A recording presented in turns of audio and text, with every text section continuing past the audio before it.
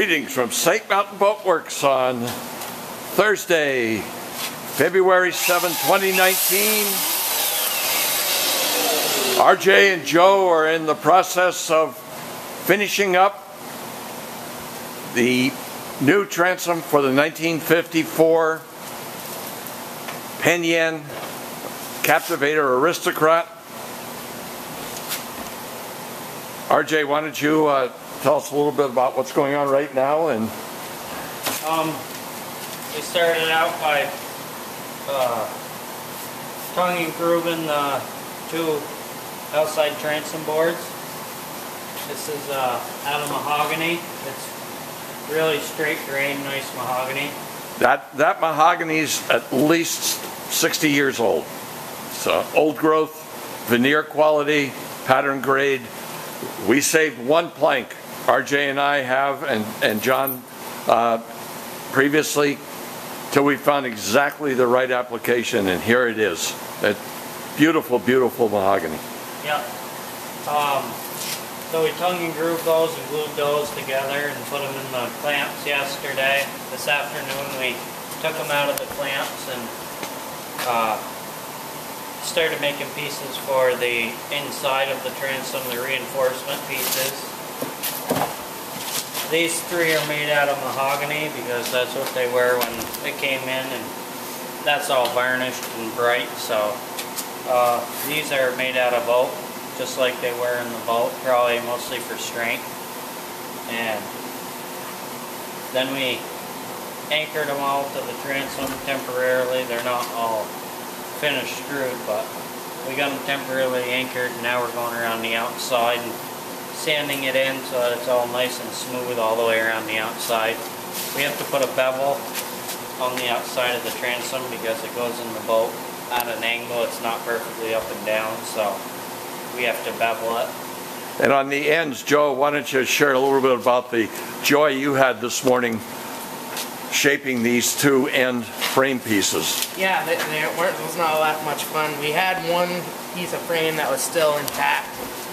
So what I did is, there's not usually two pieces on the boat that are exactly the same, but luckily on this one it came really close. So I took the old piece as a template and traced it onto this new piece of oak. And then from there I slowly but surely cut it all out, and then I took it to a belt sander and was just going around to mimic the same curve as the old piece here. It's one of the first pieces, and this is the other one. Right, yeah, this is the starboard, and that is the port side. So trying to copy that one on a piece of wood is kind of tricky. Yep, so what I did is I just used the one that was fairly decent, and the only one problem I had is, of course, it's beveled on the bottom of the boat. And the radius changes all the way along. It does change all the way around, so it was sand a little bit, try to fit it, sand a little bit, try to fit it, and that about probably an hour into it, I got them to work, so it was going to slide in there. So once you get this sanded to shape, you'll take this all apart. We're running the big one through the belt sander, the big belt sander, and we'll sand up the little pieces, and then we'll bleach them out so that they'll be uniform, and then we'll stain it and start varnishing. And then we'll seal it all with CPS before, you know, inside and out, all sides, edges, the whole thing. Yes. So you guys, if I remember right, started yesterday morning with a couple pieces of wood, right? And between then and we're almost finished with work for today, we've gone from a couple pieces of wood to being close to ready to drop the transom in for trial fit, do the final sanding, and then of course take it all apart and get it ready to be sealed, stain sealed, and then varnished. And there are different qualities of mahogany, as we've come to realize in working with all this wood. When you flip that piece over, there is besides the glue here, there's not an imperfection in them pieces of wood. This is it's mahogany, but it's not the old growth, the real straight veneer grain. But it is Honduras, and it was sawed out of veneer grade logs. But new mahogany can't hold a candle to. Right. The grain difference is unbelievable.